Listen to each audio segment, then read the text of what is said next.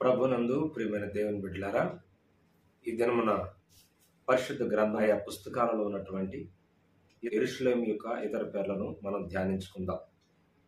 మొదటిది దావీదుపురము, రెండవది మహారాజు పట్టణం, మూడవది పరిశుద్ధ పట్టణం, నాలుగవది సియోను, ఐదవది షాలేము, ఆరవది దేవుని పట్టణం, ఏడవది యెహోవా పట్టణం, ఎనిమిదవది నీతి కలిగిన పట్టణం, తొమ్మిదవది నమ్మకమైన నగరం, పదవది సత్యపురం, 11వది పరిపూర్ణ సౌందర్యము కలిగిన పట్టణం, 12వది ఆనందకరమైన నగరం, 13వది అలీయేలు.